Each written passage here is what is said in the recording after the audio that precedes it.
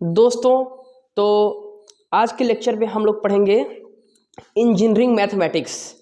तो दोस्तों, आज से मैं इंजीनियरिंग मैथमेटिक्स की वीडियो अपलोड करने वाला हूं और मैं starting of the first unit means सबसे पहले मैट्रिक्स पढ़ाऊंगा। तो पहले मैं बता देना चाहता हूं कि जैसे इंजीनियरिंग मैथमेटिक्स आपको ऑल ओवर इंडिया में ऑलमोस्ट सेम ही मिलेगा, उसका सिलेबस सेम ही होगा, चाहे आप नॉर्थ ईस्ट वेस्ट साउथ कहीं भी चले जाओ ऑल ओवर इंडिया में तो सेम ही होगा सिलेबस। आप चाहे जिस यूनिवर्सिटी से पढ़ते हो आपको ये वीडियो बहुत ही काम आएगा। तो मैं स्टार्टिंग से स्टार्ट करूँगा, पहले यूनिट से, ठीक है।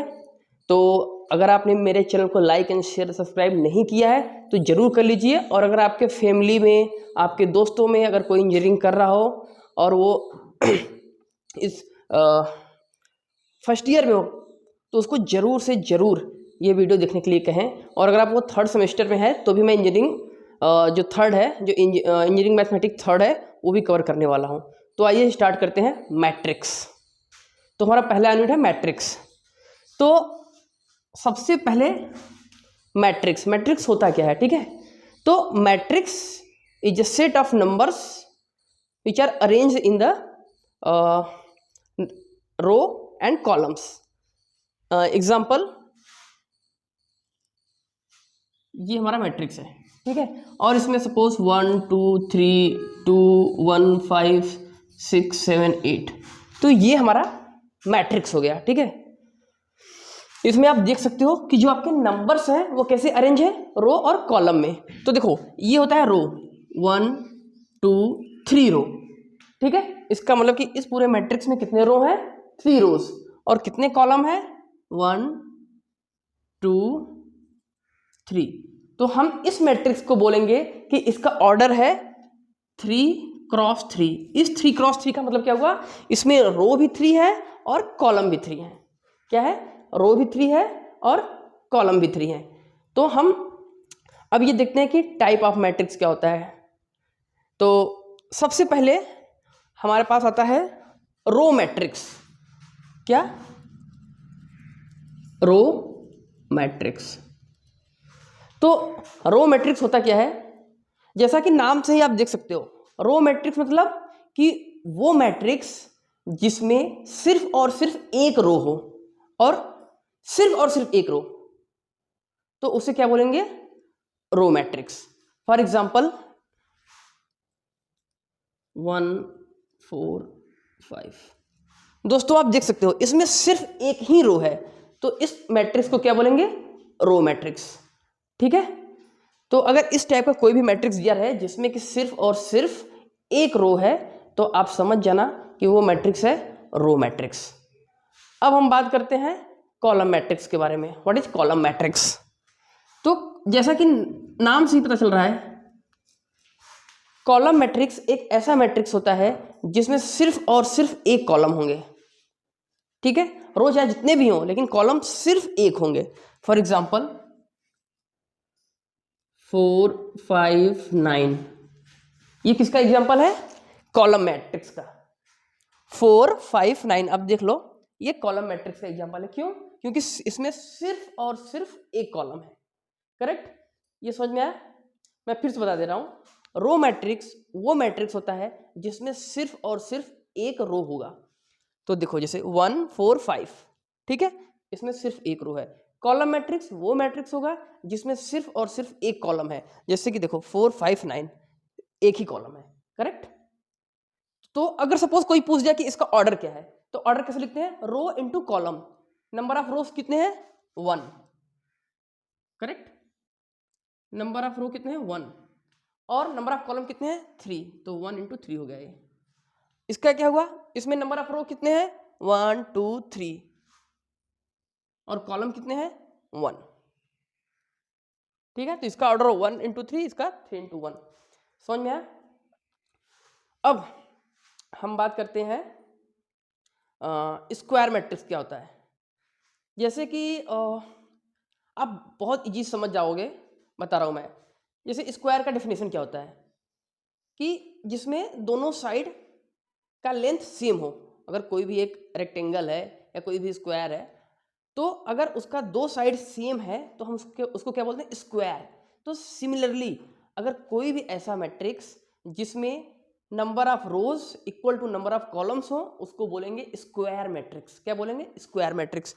फॉर एग्जांपल ये वाला 1 2 3 2 1 5 6 7 8, इसमें आप देखो कितने रो हैं 1 2 3 सॉरी 1 2 3 और कॉलम कितने हैं 1 2 3। तो हम देख सकते हैं रो भी 3 है और कॉलम भी 3 है। ठीक है, तो इसको बोलेंगे स्क्वायर मैट्रिक्स। क्या बोलेंगे दोस्तों? Square matrix. ठीक है, अब हम आते हैं what is symmetric matrix. What is symmetric matrix? तो अब देखो दोस्तों, सिमेट्रिक मैट्रिक्स, तो जो सिमेट्रिक मैट्रिक्स होता है, अगर हम रो को कॉलम में कन्वर्ट करते हैं और कॉलम को रो में, तो जो हमारा नया मैट्रिक्स बनेगा, ठीक है, उसको क्या बोलेंगे? Transpose of earlier matrix. ठीक है, तो अगर A equal to A dash, where A dash equal to transpose of the given matrix, means if A equal to A dash, then that matrix is known as a symmetric matrix. Let me explain you. For example, suppose कोई एक matrix है, suppose एक कोई matrix है A जिसमें जो value है इसमें है 1 4 5 4 5 2 3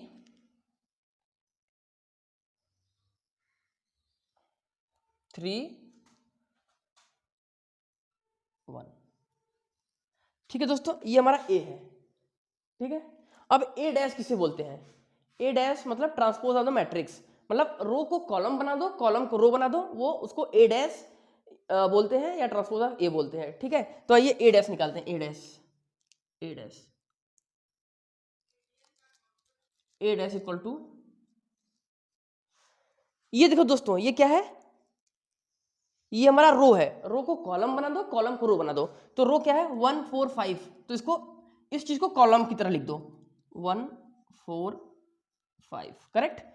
फिर उसके बाद है 4 2 3 4 2 3, फिर है 5 3 1, तो 5 3 1। तो दोस्तों देखा आपने, मैंने जो रो है इसको कॉलम में लिख दिया, जो कॉलम है इसको रो में लिख दिया। फिर भी अगर आप देखो, ये मैंने A डैश निकाला है ट्रांसपोज ऑफ A, करेक्ट ना? तो अगर आप इसको मैच कराओगे तो सेम आएगा, करेक्ट ना? तो अगर A equal to A dash, तो इस टाइप के मैट्रिक्स को बोलते हैं सिमेट्रिक मैट्रिक्स। क्या बोलते हैं? Symmetric matrix. अगर हम एक जनरलाइजेशन फार्मूला दें, जनरलाइजेशन, तो if Aij equal to Aj, ठीक है, तो इस मैट्रिक्स को क्या बोलते हैं? Symmetric matrix. अभी देखो, जैसे A21, तो रो दूसरा रो कौन सा है? ये, और कॉलम कौन सा है? 1, तो 2 1 पे ये आएगा, और A12 पे क्या आएगा? ये। तो देखो, ठीक है, इसी तरह से अगर पूरे ऑल ओवर मैट्रिक्स में Aij इक्वल टू Aj, तब इस टाइप के मैट्रिक्स को क्या बोलते हैं? सिमेट्रिक मैट्रिक्स दोस्तों। ठीक है, फिर से मैं बता देता हूं सिमेट्रिक मैट्रिक्स क्या होता है। पहले आप मैट्रिक्स ले लो, ठीक है, और रो को कॉलम की जगह, कॉलम को रो की जगह लिख दो। अगर फिर दोनों को चेक करो, अगर दोनों इक्वल है, तो इसका मतलब कि वो मैट्रिक्स सिमेट्रिक मैट्रिक्स कहलाएगा। If A equal to A dash, means if A equal to transpose of A, then those matrix is known as a symmetric matrix. Okay दोस्तों, तो ये है मैट्रिक्स के सिमेट्रिक मैट्रिक्स तक की कहानी। अगला टॉपिक हम नेक्स्ट लेक्चर में कवर करेंगे। तब तक के लिए प्लीज चैनल पे बने रहिए, लाइक शेयर और सब्सक्राइब करते रहिए। हाँ, और एक बात आप ध्यान सुन लो कि मैं पहले चैप्टर से लेके लास्ट चैप्टर तक पढ़ाने वाला हूँ। पूरा सिलेबस कवर करूंगा दोस्तों, पूरा। और जो भी डाउट हो आपको, चाहे जो भी डाउट, एनी टॉपिक से, किसी भी टॉपिक से, प्लीज कमेंट सेक्शन में मुझे बताएं, ताकि मैं आपका डाउट क्लियर कर सकूं। धन्यवाद।